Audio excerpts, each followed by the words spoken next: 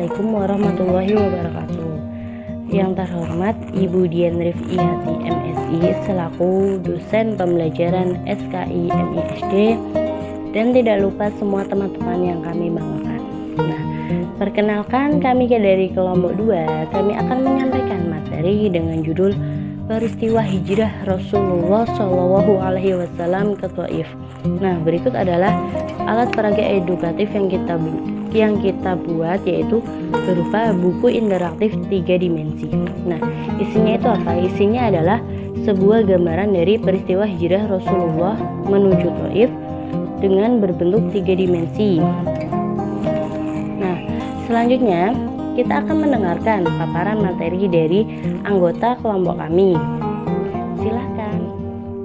Saya akan menjelaskan mengenai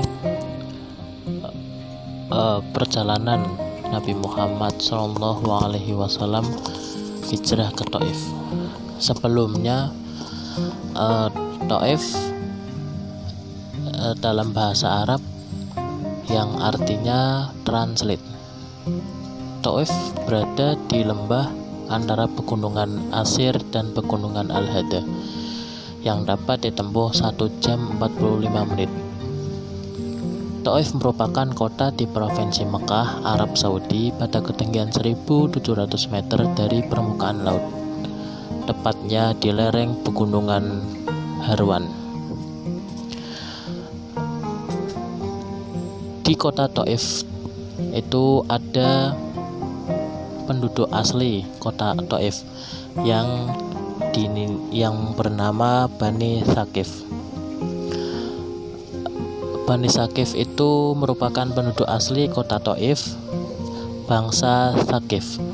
Disebut juga sebagai keturunan dari Kashi bin Munabih bin Bakr bin Hawazin. Ia salah satu keturunan dari Bani Hawazin yang menjadi seorang pemimpin Wadi Wajh. Sejak itu ia mendapat julukan Thaqif, artinya cerdas dan mudah paham. Kota Thaif sendiri merupakan salah satu tempat bersejarah dalam perkembangan Islam, karena di tempat itulah Rasulullah Shallallahu Alaihi Wasallam pernah berhijrah. Peristiwa hijrah Rasulullah Shallallahu Alaihi Wasallam terjadi pada bulan Syawal tahun ke-10 kenabian. Tak lama setelah Khadijah dan Abu Thalib wafat. Sepeninggal kedua orang yang dicintainya, Rasulullah Shallallahu Alaihi Wasallam pun akhirnya berhijrah. Sebelum hijrah ke Thaif, Rasulullah mengalami siksaan dari kaum Quraisy yang menjadi-jadi hingga jiwa Rasulullah dalam bahaya. Keadaan seperti ini terpaksa mengambil sebuah keputusan yang sulit, yaitu pergi ke Thaif. Ia tidak ingin syiar Islam terhenti akibat ulah kaum Quraisy. Semangat Rasulullah begitu luar biasa. Hijrah ke Thaif yang berjarak 60 mil dari Mekah bersama sahabatnya, yaitu Zaid bin Harithah. Mereka berjalan kaki tanpa menaungi unta, bertujuan kaum Quraisy tidak mencurigainya.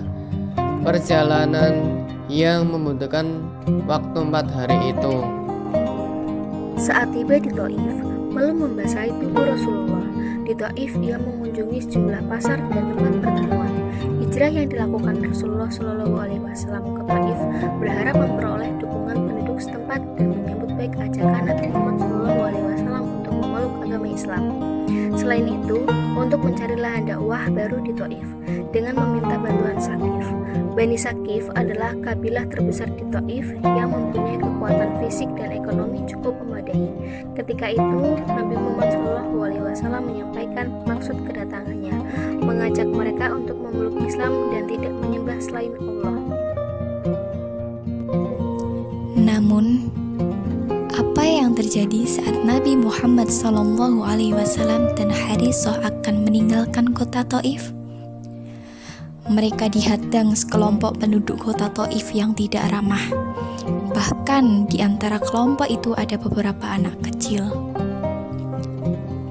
Dan beberapa saat kemudian ada perintah dari sekelompok penduduk memerintahkan anak-anak di wilayah itu untuk melemparinya bebatuan hingga kakinya terluka.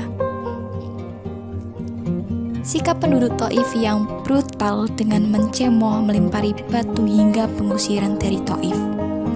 Sikap brutal penduduk Taif membuat sahabat Rasulullah Zaid bin Harithah rela turun tangan membela dan melindunginya hingga kepalanya juga terluka akibat lemparan batu.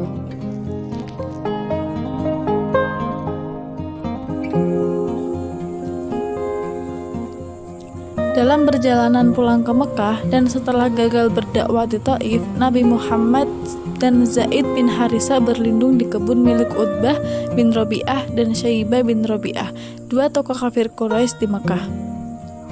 Lokasinya ini tidak jauh dari Masjid Kantara yang dibangun sekitar 162 tahun lalu oleh Khilafah Turki Utsmani.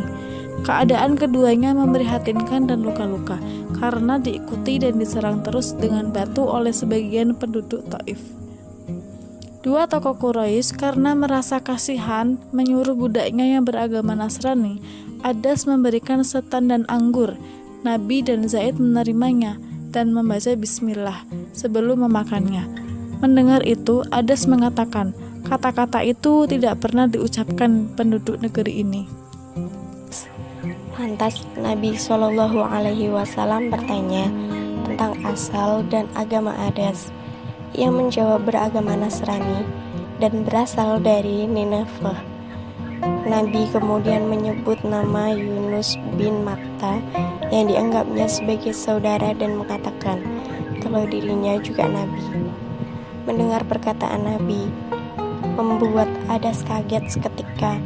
Mencium tangan dan kaki yang selanjutnya Adas menyatakan memeluk Islam. Peristiwa pertemuannya dengan dua orang Quraisy dan Adas membuat Nabi terhibur. Perjalanan panjang yang melelahkan ke sejauh 90 km, menginap 10 hari, tidak ada seorang menyambut ajakan dan dakwahnya Nabi. Tapi markas tokoh Quraisy yang gencar memusuhi Islam memeluk Islam. Setelah mengalami masa-masa sulit itu, yakni hijrah ke Taif, Allah Subhanahu wa Ta'ala menghibur Rasulullah SAW dengan peristiwa Isra Mi'raj, yaitu perjalanan di malam hari dari Masjidil Haram ke Masjidil Aqsa. Kemudian dilanjutkan perjalanan menghadap Sang Khalik di Sidratul Muntaha. Baik, itu adalah pemaparan materi dari kelompok kami. Kurang lebihnya kami ucapkan terima kasih untuk para audien yang sudah berpartisipasi. Dari saya cukup sekian. Wassalamualaikum warahmatullahi wabarakatuh.